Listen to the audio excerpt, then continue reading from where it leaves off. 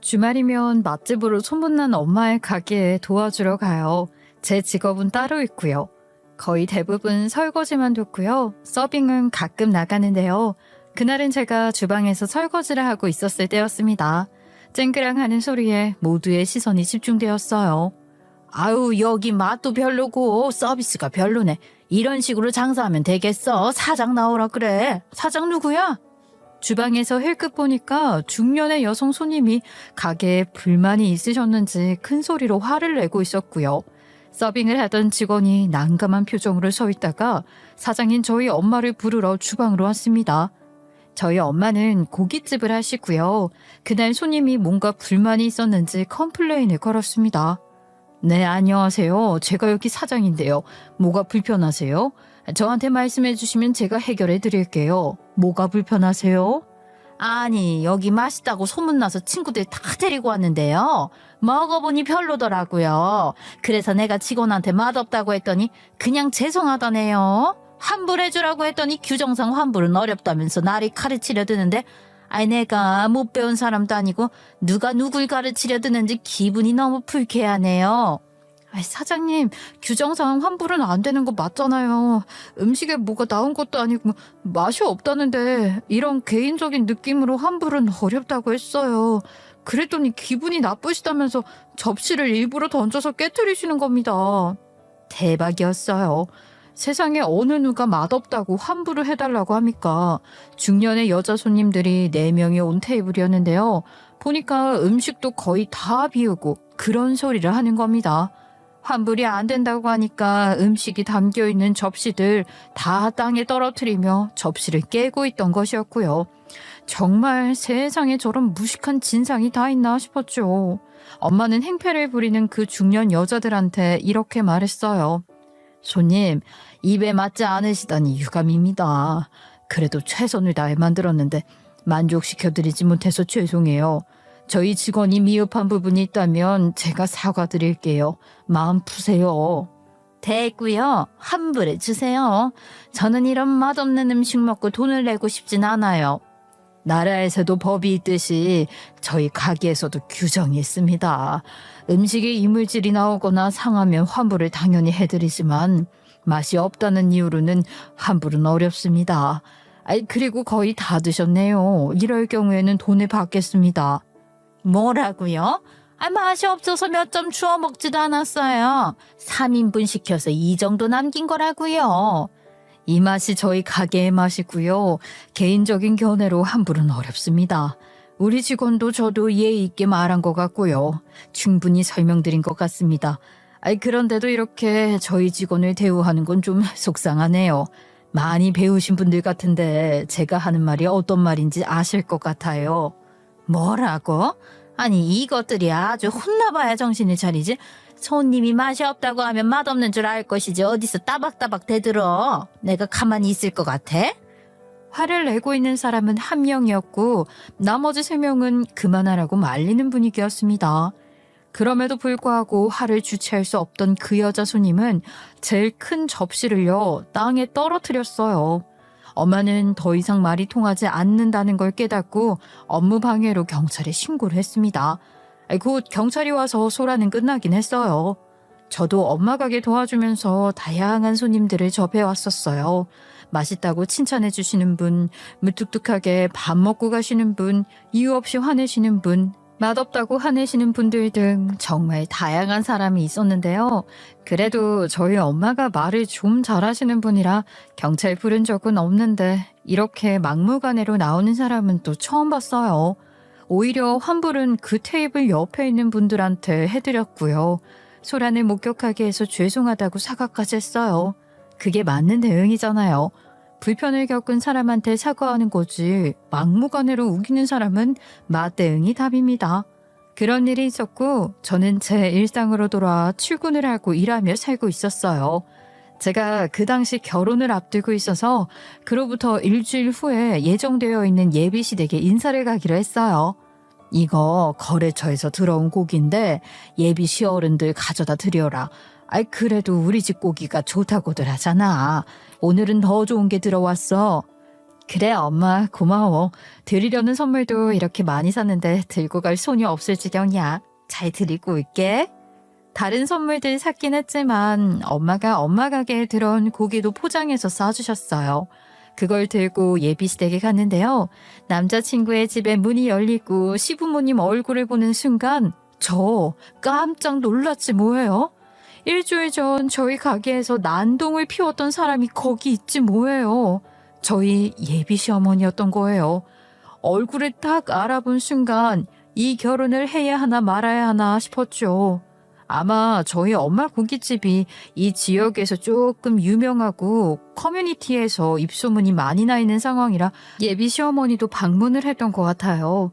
일이 있었던 그 당시 저는 주방에 설거지만 해서 어머님이 절 못 보신 것 같은데 엄청 우아하고 지성 넘치는 척하는 게 아니겠어요?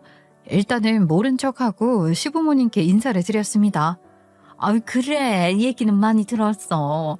아버님은 돌아가시고 어머님 혼자 계신다고 했지? 외동딸이고. 우리 애한테만 얘기 많이 들었지. 직접 보니까 훨씬 더 마음에 든다. 예쁘게 봐주셔서 감사합니다. 저도 어머님 아버님 얘기는 이 사람 통해서 많이 들었어요. 무슨 얘기? 우리가 뭐 하는 사람인지는 알지? 나는 대학 교수이고 네 시아버지 될 분은 의사야. 들었지? 나는 학벌을 많이 따죠. 그런데 네가 서울대라고 해서 너무 기뻤어. 거기에 직업까지 좋으니까 더 좋았지. 제가 서울대를 나왔고 흔히 말하는 사자 직업이에요. 어머님이 제 학벌과 직업을 엄청 마음에 들어 하셨고요. 성실하게 살아온 제 삶을 많이 칭찬해 주셨습니다. 네 얘기는 익히 많이 들어왔고 그나저나 사돈은 무슨 일을 하시는지 물어봐도 될까? 결혼인데 이 정도는 내가 물어봐도 되지? 어머니 얘기는 들어본 적이 없어서. 네, 그럼요. 아셔야죠. 저희 엄마는 고깃집을 하세요. 참, 제가 가져온 선물 중에서 고기도 있는데 한번 보실래요? 저희 엄마가 고깃집을 한다고 하니까 시어머니는 미간을 찌푸리시더라고요. 못 본 척하고 준비해온 선물을 다 풀었어요. 어머님은 그 무엇보다 고기를 좋아하시더라고요. 어머나, 이렇게 좋은 고기는 또 처음 보네. 이 마블링하며 너무 좋다. 어디 백화점에서 특상품을 사오셨나 보다. 아니요, 저희 엄마 고깃집에 오늘 들어온 고기예요. 언제나 좋은 고기가 들어오는데요. 어머님 생각에 가져다 드리라고 하셨어요. 고기 보니까 어떤 곳인지 딱 느낌이 오네. 좀 고급진 고깃집인가 보다. 내가 최근에 어떤 고깃집을 다녀왔는데 맛도 너무 별로였고 서비스도 별로였어. 최근에 다녀온 고깃집을 이야기하며 TMI를 늘어놓길래 저도 미간을 찌푸렸어요. 제 표정을 보시곤 제가 기분 나쁜 걸 눈치채셨는지 말을 바꾸시더라고요. 사돈이 하는 가게는 안 그러겠지만 내가 최근에 그런 일이 있었다고. 아니 이런 고기로 장사를 하시면 엄청난 맛집이겠다. 저희 엄마 가게에서 가져온 고기인데 그날과 다를 게 뭐가 있을까요? 사람이 참 이렇게 간사하구나 하는 생각이 들었어요. 그러면서 본격적인 결혼 이야기를 하셨어요. 요즘에는 반반씩 결혼하는 게 유행이라며? 나는 그런 거 딱 싫다. 아무리 시대가 바뀌었다고 해도 여자가 살림해야 하고 남자가 돈 벌어오는 구조 좋아해. 나도 맞벌이하고 있지만 아버님한테 집안일 시킨 적 없어. 너도 그랬으면 좋겠고. 병행하기 힘들면 일 안 해도 좋아. 우리 애도 돈 잘 벌자님.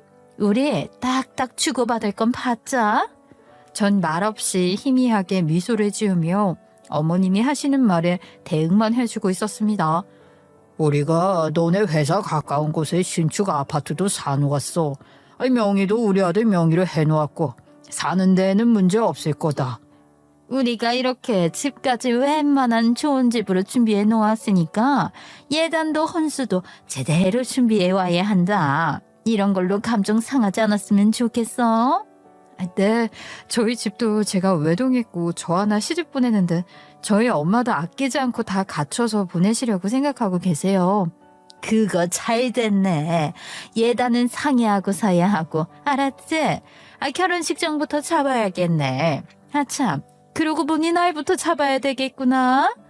예비 시어머니는 저희 엄마가 고깃집 한다고 했을 땐 미간에 찌푸리시더니 결혼에 아끼지 않고 다 갖출 거라는 말에 좀 들뜨셨어요. 저에게는 지금 돈이 문제가 아니에요. 결혼을 해야 할지 말지부터 고려해야 하는데 돈은 그 다음 일이었고요.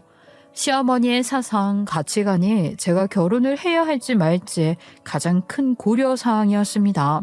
아무튼 인사를 드리러 가는 자리였기 때문에 그 자리에서는 저도 최대한 예의 있고 어른들 말씀 귀담아 듣고 돌아왔습니다. 아무것도 모르는 남자친구한테 저희 엄마 가게에서 예비 시어머니가 진상을 피운 이 이야기를 해야 할까 말까 고민했지만 그날은 일단 집으로 돌아왔어요. 그리고 예비 시댁에 인사 갔던 후기보다 일주일 전 엄마 가게에서 있었던 일이 어떻게 정리됐는지 엄마한테 물었습니다.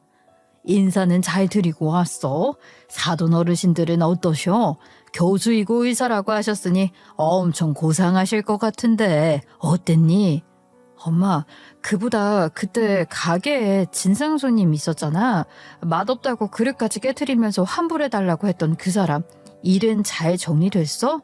예비시댁에 인사 잘 갔다 왔냐고 물었는데 갑자기 뭔 뚱땅지 같은 소리야. 아이 그 사람들 경찰서에 가니까 조용하더라. 소문날까봐 무서워서 그런지 바로 합의하자더라. 음식값, 그릇값, 피해 보상액까지 전부 다 물어냈어. 사과는 했어? 별다른 말은 없었고 성격 보통이 아닌 사람들 같았는데 잘 합의된 거 맞아? 네가 사람을 잘 보긴 잘 보나 보다. 그 인간들이 사과는커녕 나보고 돈 뜯어가고 싶어서 안 달랐냐면 나를 또 조롱하더라. 그래서 내가 명예훼손으로 소송한다니까 코리 콱 내리고 갔어. 진짜 뭐 그딴 것들이 다 있나 싶더라. 아유 이제 신경 쓸 거 없어. 엄마 일은 엄마가 잘 알아서 할 테니까 너 오늘 예비시댁에 갔다 왔던 얘기 좀 해봐. 제가 그때서야 차근히 말했어요. 그 진상 손님이 바로 제 시어머니가 될 것 같다고요.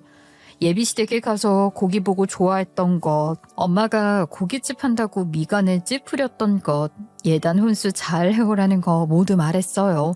엄마도 엄청 놀라더라고요. 세상 좁다는 말이 딱 이럴 때 쓰는 말이더라고요. 역시 사람은 착하게 살아야 해요. 어디선가 내 행실이 돌아올 수 있으니까요. 엄마는 제 남자친구를 자주 만났었어요. 왜냐하면 저희가 연애하다가 배가 고프면 엄마 가게에 가서 밥 먹으러 갔었거든요. 엄마가 꾸준히 봐온 사이라 제 남자친구가 얼마나 바르고 번듯한지 알고 있었어요. 그래서 마음에 들어 하셨고요. 그래서 저도 엄마가 좋아하니까 좋았어요. 둘 사이에는 전혀 이상이 없었기에 결혼까지 오게 되었는데 예비 시어머니가 발목을 잡은 거지요. 엄마의 입장은 이랬습니다. 내 입장에서는 내가 반대한다고 하면 네 시댁 쪽에서 아무 말도 못하지. 일단 우리 가게에서 있었던 일들을 네 시어머니한테 공개하고 어떻게 나오는지를 보자. 그 태도를 보고 결정할래. 지금 딱 이걸로 네 결혼을 하라 하지 말라 하는 건 좀 아닌 것 같아. 그럴까? 어머님을 따로 만나서 내가 말씀드려 볼게. 제발 어머님이 사과하고 좋게 흘러갔으면 좋겠어. 며칠 뒤 저는 예비 시어머니를 밖에서 단둘이 따로 만났습니다. 그리고 그때 우리 엄마 가게에서 어머님이 했던 일들에 대해 이야기를 했어요. 그걸 제가 다 목격했고 다 알고 있었다고요. 예비 시어머니는 크게 놀라시더라고요. 그리고는 엄청 민망해 하시면서 횡설수설하더라고요. 아니 나는 사실 그렇게까지 안 하려고 했는데 친구들이 시켜서 그랬어. 애들이 내가 안 나서면 아무것도 못하는 애들이거든. 그래서 내가 나설 수밖에 없었어. 다른 건 다 됐고요. 그날 정말로 맛이 없으셨어요? 맛이 없어서 그러셨던 거예요? 아유 그러게 내 입에는 별로 맛이 없었어. 그래서 그랬지. 내가 뭐 막무가내인 사람인 줄 알아? 제가 저번에 가져갔던 고기는 맛있다고 잘 드셨잖아요. 그거 저희 가게에서 가져온 거예요. 맞다. 그 고기 내가 그날 컨디션이 좀 안 좋았었나 봐. 집에서 먹는 건 맛있었는데 말이야. 가게 음식이 이상한가? 제가 어머님께 이런 이야기를 하는 건 이런 걸 다 알고 있는 저한테 어떻게 나올지 궁금해서예요. 아무것도 모르고 저희 엄마와 상견례 때 만나면 정말 큰일이잖아요. 그래서 미리 말씀드린 거예요. 그런데요, 어머님, 차라리 저한테라도 사과를 하셨으면 더 생각해 볼 여지가 있었을 텐데요. 어머님 보니까 그날 뭔 잘못을 하셨는지 잘 모르시는 것 같네요. 아니, 그게 아니라 내가 너무 당황해서 그래. 미안하긴 미안하지. 내가 그날 억지 부려서 미안해. 정말이야? 아니요, 이제 사과하실 필요 없으세요. 저는 이미 마음을 정했어요. 어머님이 그러셨죠. 결혼해서 맞벌이라도 여자가 살림해야 한다고요. 결혼해서 그런 시집살이 하는 것도 싫고요. 예단 혼수 그런 걸로 팔려가듯 결혼하는 것도 싫어요. 제가 남자친구 너무 좋아하긴 하는데요. 이쯤에서 제 인생 말아먹기 전에 멈출게요. 아무리 생각해도 이건 아닌 것 같았어요. 결혼이 남녀가 만나서 하는 거라지만 가족들이 무시 못하잖아요. 결혼은 집안과 집안이 하는 거라는데 자주 볼 시어머니가 이런 사람이면 제 앞날이 안 봐도 비디오였어요. 인사드리러 간 첫날 집안일 예단 운운하면서 저 잡고 싶어서 그러는 것 같은 느낌도 받았고요. 불행한 인생을 살면 안 되니까 이쯤에서 멈추기로 결정했죠. 그랬더니 예비 시어머니였던 사람이 뭐라는 줄 아세요? 그래? 그럼 그건 너희 둘이 알아서 하고 우리 아들한테 내 개인적인 사생활 얘기는 비밀로 해줘라. 너네가 파혼하는 건 앞으로 안 볼 사이가 되는 건데 한평생 아들한테 존경받고 살아온 나한테는 아주 치명적인 실수거든. 부탁할게. 아들한테까지 이미지 관리를 하고 있는 것 같더라고요. 그 자리에서 아무 말하지 않고 일어나 바로 남자친구한테 헤어지자고 통보를 했습니다. 갑작스럽게 이별 통보를 받은 남자친구는 납득을 할 수가 없었겠죠. 한 걸음에 달려와 저를 말려보려고 했었습니다. 정확한 이유를 말 못하는 저를 보고 많이 답답해했고요. 도대체 왜 이래? 우리 계속 좋았잖아. 싸운 것도 아니고. 내가 뭐 잘못한 것도 없는데 갑자기 헤어지자는 건 무슨 이유야? 당신한테는 유감이 없어. 분명한 이유가 있는데 그건 내 입으로 말 못해. 당신 엄마한테 여쭤봐. 그 이유 알고 계시니까. 남자친구는 창백해진 얼굴로 돌아갔고요. 시어머니가 될 뻔했던 분도 차마 자기 입으로 말을 못하겠는지 입을 꾹 다무셨나 봐요. 그러자 답답해진 남자친구는 몇 날 며칠을 저희 집과 제 회사 앞으로 찾아와서 다시 만나자고 매달렸어요. 저는 정확한 이유는 말하지 않고 다시 예전으로 돌아갈 수 없다고 했죠. 남자친구는 무슨 일이든 납득이 되어야 하는 사람인데 영문도 모른 채 제가 그러자고 하니까 이별을 하게 된 일을 못 받아들였나 봐요. 매일 집에서 하도 난리를 쳤는지 보다 못한 어머님이 더 이상 참지 않고 선물까지 사들고 저희 엄마 가게로 찾아왔었다고 합니다. 안녕하세요. 저 알아보시겠어요? 그날 가게에서 행패 부린 거 죄송합니다. 그리고 하나 더 말씀드릴 게 있는데요. 저 진성이 엄마예요. 안녕하세요. 일단 이쪽으로 앉을까요? 저희 애한테 얘기 들어서 알고 있었어요. 세상 참 좁네요. 이렇게 인연이 되어서 다시 만날 줄은 몰랐는데요. 정말 죄송합니다. 그날 제가 돌았었나 봐요. 정말 죄송해요. 화 많이 나셨죠? 저 한 번만 용서해 주시면 안 될까요? 저희 아들이 많이 힘들어해요. 제 과거 때문에 자기 결혼이 깨졌다고 말도 못하는데 저 한 번만 용서해 주시고 우리 애들 결혼 다시 시켜주면 안 될까요? 예비 시어머님은 정말 반성을 많이 하셨는지 얼굴이 헬쑥했어요. 그리고 말할 때마다 감정이 북받쳐서 눈물을 훔치시며 진정한 마음을 담아 사과를 하셨대요. 저희 엄마가 큰 걸 바라는 게 아니거든요. 진정한 사과 그거 하나면 되는데 그걸 안 해서 이렇게까지 온 거잖아요. 사부인, 제가 피해 보상금이나 위자료나 그런 거 바라는 게 아니라 이런 사과의 말 한마디가 듣고 싶었어요. 왜 그걸 안 하셔서 이렇게 멀리 돌아오게 했어요. 이렇게 사과해 주시니 제 마음도 풀립니다. 저도 참 괴로웠어요. 진성이 저도 참 탐나는 아이인데 어른들의 감정 때문에 애들이 서로 죽고 못 사는데도 결혼을 못하니 제 입장도 얼마나 난처했는지 아세요? 정말 죄송해요. 제가 입이 10개라도 죄송하다는 말밖에 할 말이 없습니다. 저는 오늘로써 지난 일은 다 잊을 테니까 애들 결혼시켜요.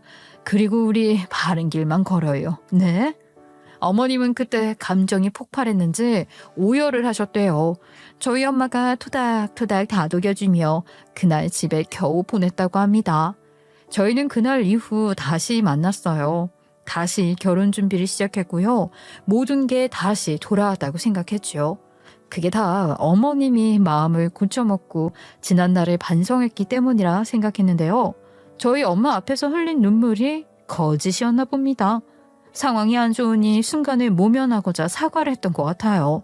저희가 다시 만나니까 예비 시어머님이 저를 따로 만나 밥을 사주셨는데요. 그날도 어김없이 식당 서빙 직원을 쥐잡듯이 잡더라고요. 이유는 그릇을 놔둘 때 소리가 났다는 이유였습니다. 서빙에 기본적인 지식이 없는 거 아니야? 어디 그릇 놔둘 때 소리를 크게 내는 거야? 이런 교육도 안 받고 일하는 거야? 기본 상식 중에 상식 아니야? 정말 죄송합니다. 다음부터 주의하도록 하겠습니다. 죄송합니다. 이래서 못 배운 것들은 쓰질 말아야 하는 건데 어딜 가나 민폐를 끼치고 있잖아. 저 어머님, 이쯤에서 그만하시죠. 이 사람이 음식을 엎었거나 이물질을 얻거나 그런 큰 실수를 한 게 아니잖아요. 이 정도는 너그럽게 넘어가 주시죠. 그래, 내가 너무 화가 나지만 우리 며느리 보고 넘어가 주는 거예요. 가봐요. 제 눈치를 보고 진상짓은 거기서 멈췄어요. 식당 직원은 어머님께 하도 모욕을 당해서 눈물까지 글썽거리면서 돌아가더라고요. 그걸 보고 또다시 이 결혼은 아니라는 생각이 들었습니다. 어머님, 왜 자꾸 이러세요? 제가 결혼을 왜 망설였었는데요? 잊으셨어요? 제가 또다시 결혼을 다시 생각해봐야 할까요? 아니, 그게 아니라 이건 서비스잖아. 그리고 이런 레스토랑에서 이 정도 서비스는 기본 중에 기본이라 생각돼서 하는 말이었어. 나는 못 배운 것들 보면 화가 나서 자꾸 이런 식으로 나오게 되네. 미안해, 내가 참았어야 했는데. 같이 듣고 있는 사람도 얼굴이 뜨거워지는데 저 직원은 오죽할까요? 이따가 나갈 때 사과해 주셨으면 좋겠어요. 안 그러면 저 사람 트라우마 남을 거예요. 알았어. 내가 나가면서 사과할게. 우리 며느리가 속이 깊네. 이렇게 다른 사람도 생각해주니 말이야. 내일도 우리 아들한테 말 안 했던데 비밀로 해줘서 고마워. 아무튼 한 가족으로 우리 잘 지내보자. 저는 그때까지만 해도 이게 잘하는 결혼이 맞는 걸까 하며 많은 고민이 됐어요. 물론 남자친구는 너무나도 사랑하죠. 우리 둘만 보면 아무 고민이 없는데 시부모님이 문제였어요.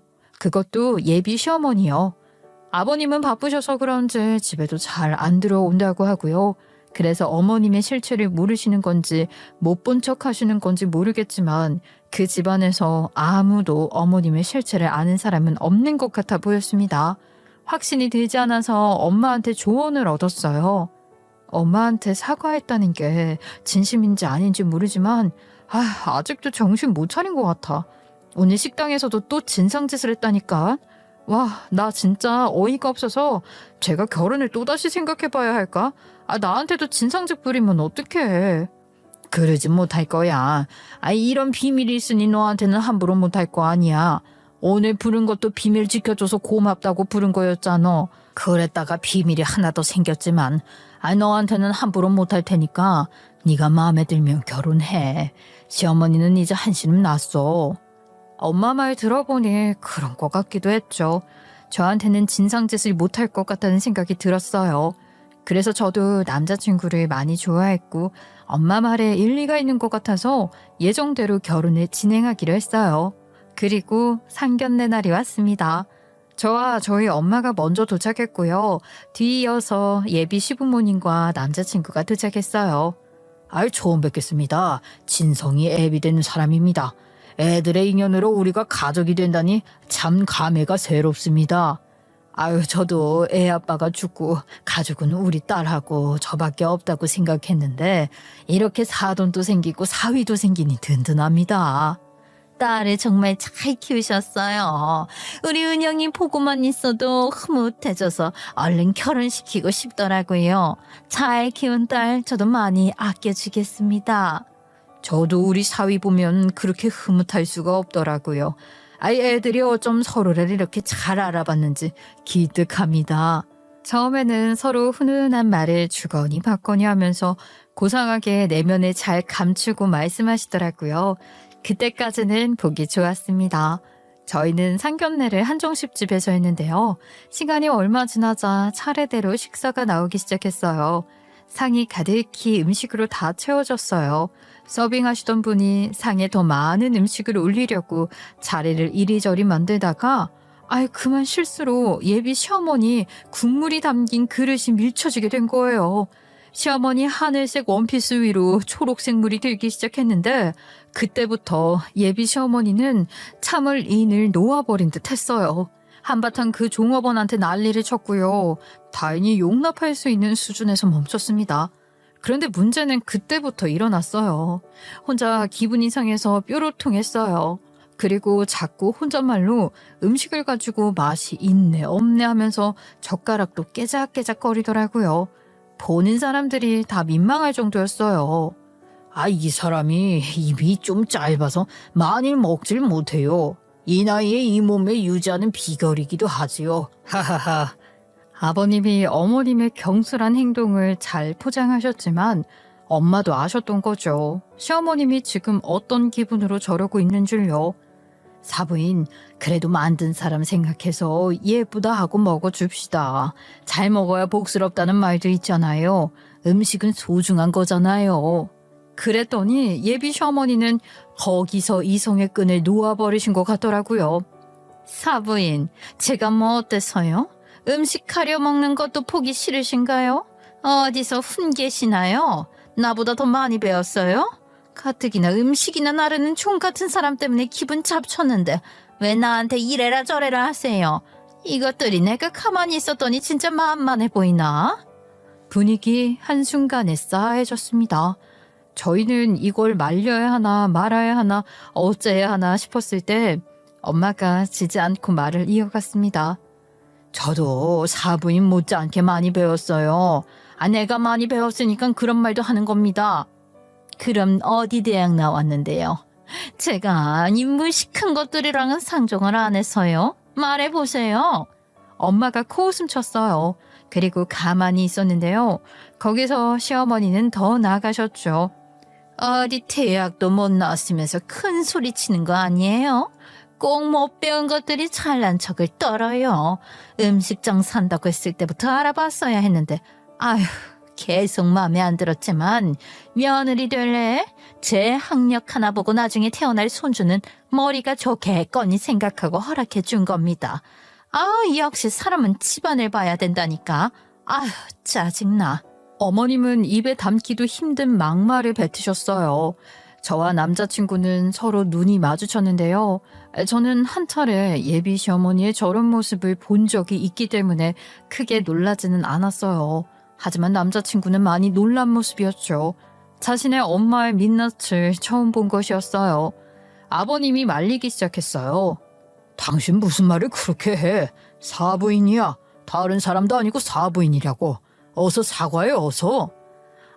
내가 뭘 잘못했는데? 그냥 내가 마음에 안 드니까 저러는 거잖아. 나는 기분 나쁘다는 말도 못해?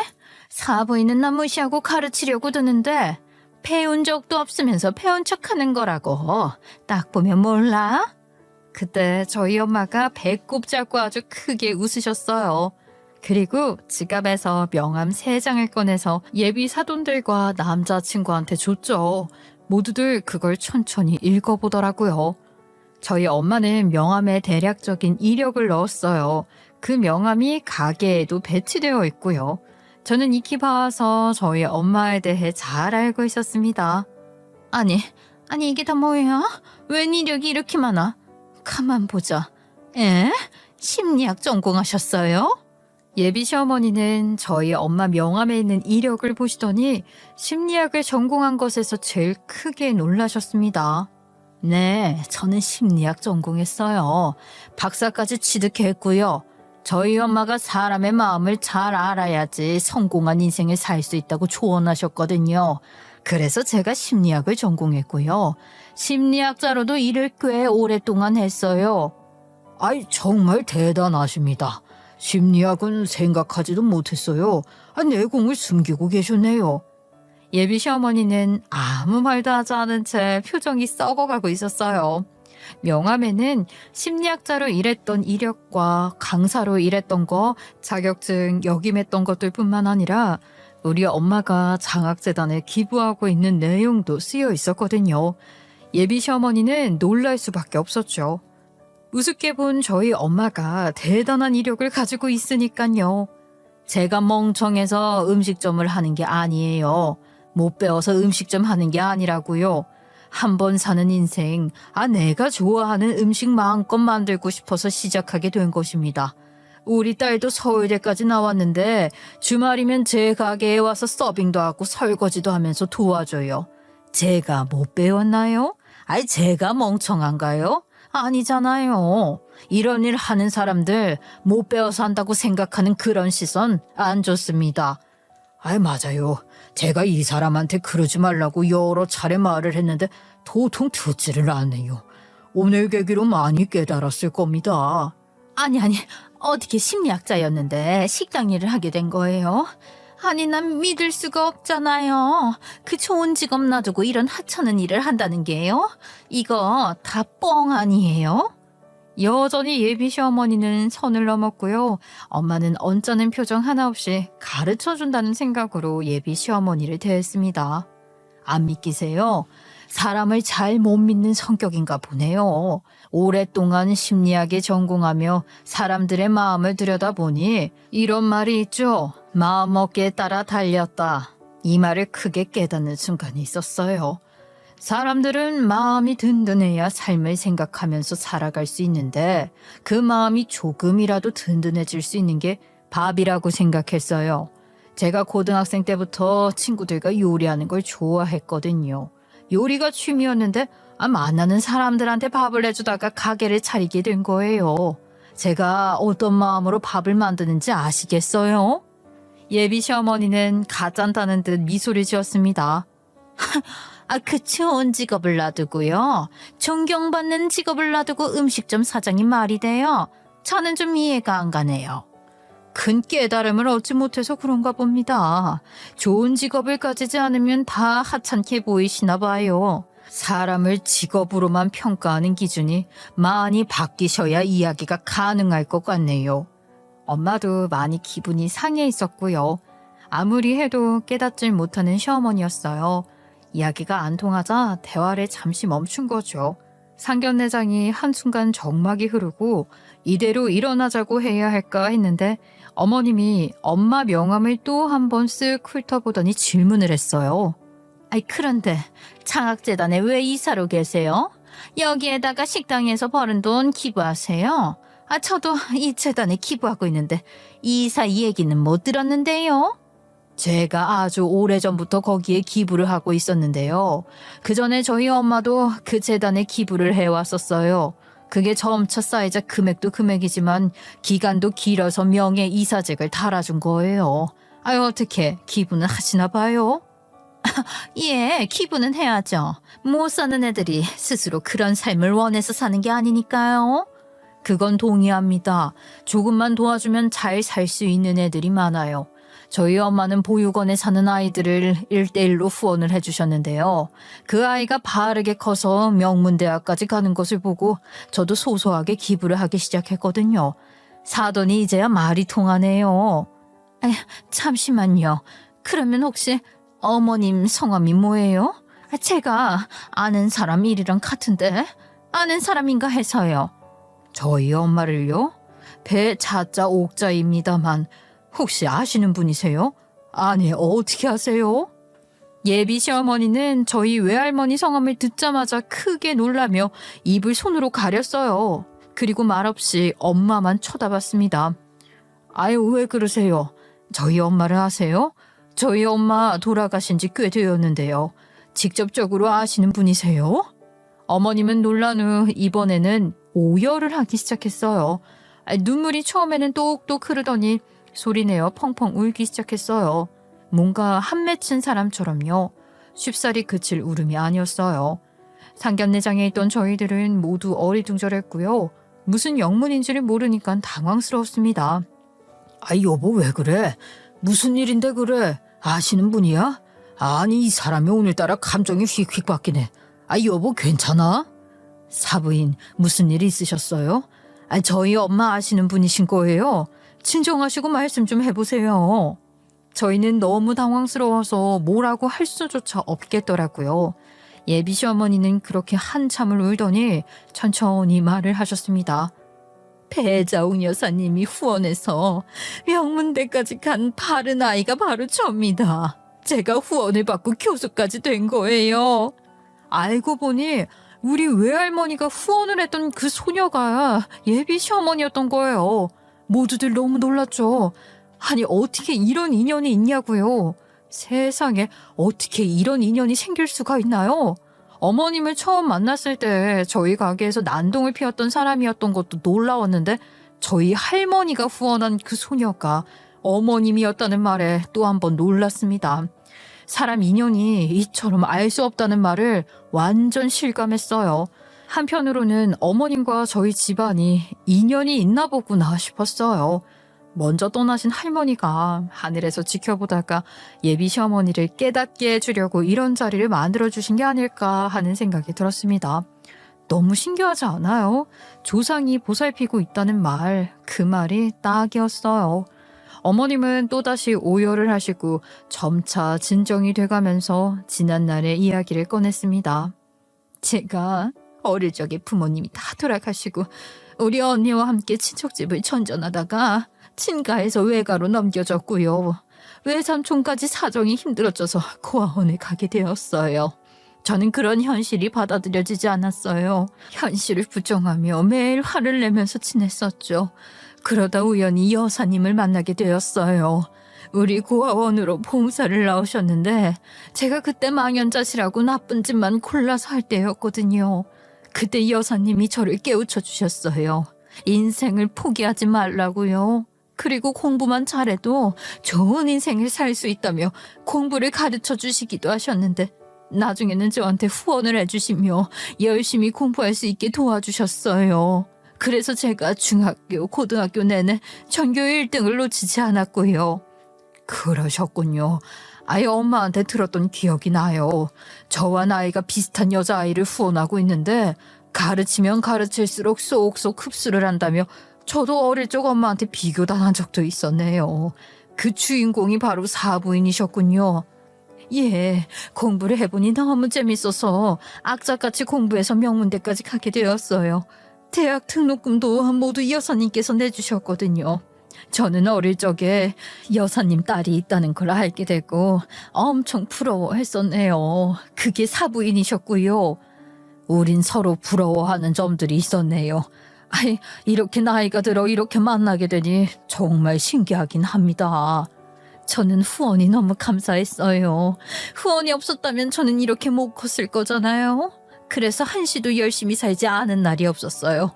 다른 사람들은 다 부모도 다 있고 집도 있고 뜨신 밥 먹고 공부만 하면 되는 상황인데 왜 열심히 살지 않는지 그런 사람들을 보면 막 붕괴가 되더라고요.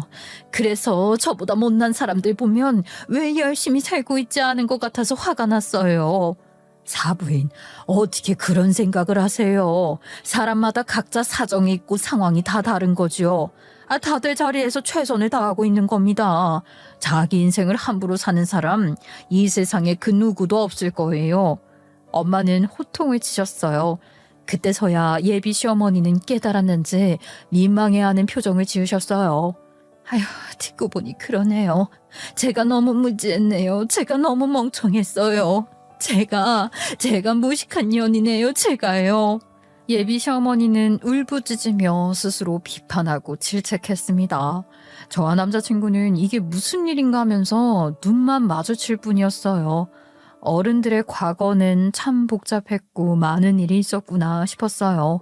그 많은 일 속에서 어머님이 그런 생각을 가질 수 있었겠다 싶으면서 어머님을 이해할 수도 있었던 시간이었습니다. 사부인, 정말 죄송해요. 제가 너무 바보 같고 너무 머저리 같아서 견딜 수가 없네요. 여사님이 보시면 얼마나 한심해 하실까요? 예비 시어머님은 저희 엄마한테 울면서 사과를 하셨고요. 눈물이 멈추지 않고 흐르셔서 진정이 안 되시길래 각자의 집으로 돌아가게 되었습니다. 어머님은 끝까지 뒤돌아보며 저희 엄마한테 사과를 하면서 갔어요. 한일까요? 죄스러운 마음일까요? 어머님도 부모님이 일찍 안 돌아가셨다면 안락한 집에서 따뜻한 밥 먹으면서 부모님의 사랑 아래 좀 더 편안한 삶을 살면서 마음이 좀 더 평화롭게 살았지 않았을까요? 정말 안타까웠습니다. 며칠 후 예비 시어머님이 저희 엄마한테 전화해서 외할머니 납골당에 갔다 왔어요. 거기에서도 오열을 하면서 거의 실신 직전까지 갔었다고 해요. 얘기만 듣는데도 마음이 아파왔습니다. 한편 남자친구는 어머님과 저희 엄마 사이에 처음 만났을 때 어떤 일이 있었는지 모르잖아요. 제가 그때는 얘기를 다 했습니다. 어머님을 처음 만났을 때부터요. 세상에, 아유 우리 엄마가 그랬단 말이야? 그런 일을 겪고도 장모님과 자기는 나랑 결혼하려고 했던 것이고 정말 너무 미안해. 내가 대신 사과할게. 그리고 너무 고마워. 우리 엄마 이해해줘서. 처음에는 이해가 안 됐는데 상견례 때 어머님 얘기 듣고 나니까 이해가 되더라고. 어머님 힘들게 사셔서 그에 비해 부모 아래에서 자란 사람들한테 반대로 자격지심을 느끼시는 것 같아. 그래서 당신보다 못 사는 사람한테 분개하는 것 같고. 이렇게 얘기를 다 들으니까 장모님과 자기 결혼을 해야 하나 말아야 하나 엄청 고민됐겠는걸? 저도 생각해보니 상견례장에서도 달라지지 않는 어머님의 모습을 보고 이 결혼을 다시 해야 할지 말아야 할지에 대해 고민되긴 했습니다. 저보다는 엄마한테 달려있다고 생각했어요. 시어머님은 상견례 이후 저희 엄마를 스승을 모시듯 엄청 잘하시는데요. 엄마는 좀 귀찮아하기도 했고 부담스러워하기도 했어요. 엄마, 솔직히 말이야. 우리 시어머니 많이 감정파이신 것 같은데 나는 결혼을 해야 할지 말지에 대해 고민이 돼. 이런 고민 남자친구도 이해를 하고 있는 상황이고 내가 어떻게 하면 좋을 것 같아? 너네 둘이 죽고 못 사는 거 알아. 엄마 눈치 보지 말고 너네 마음 가는 대로 해. 진짜? 그래도 상관없어? 나는 어머님이 엄마를 너무 무시하고 또 예전에 외할머니 때부터 그런 일이 있었다고 하니까 이게 인연인가 아니면 악연인가 판단이 안 서. 인연이지. 어릴 때는 불편한 감정 아니었어. 우리 가게에 와서 진상짓 한 것은 좀 얄밉긴 해도 네 시어머니가 잘한 이야기를 들으니까 이해 못할 것도 아니더라. 엄마가 생각하기에는 지금 네 예비 시어머니가 엄마한테 아주 잘하거든. 그리고 외할머니가 네 예비 시어머니한테 덕을 쌓아서 꼼짝 못하시잖아. 분명 결혼하면 너한테 잘해줄 거야. 엄마 생각하지 말고 너희가 좋으면 결혼하고 싫으면 헤어져. 나는 상관없어. 그렇게 해서 저희는 결혼을 하게 되었어요. 엄마 말대로 시어머님은 결혼 후 정말 저한테 바짝 엎드렸다는 말이 맞을 정도로 저를 애지중지 대해주셨고요. 딱 딸 같은 며느리라는 말이 맞아요. 어른들의 일로 저도 느낀 게 하나 있어요. 사람은 덕을 쌓고 살아야 한다는 거요. 저도 바른 길을 걸어가야겠다고 다짐을 하게 되었습니다. 제 이야기는 여기까지이고요. 여러분들도 덕을 쌓으며 살아가시길 바라고 제 이야기 끝까지 들어주셔서 감사합니다.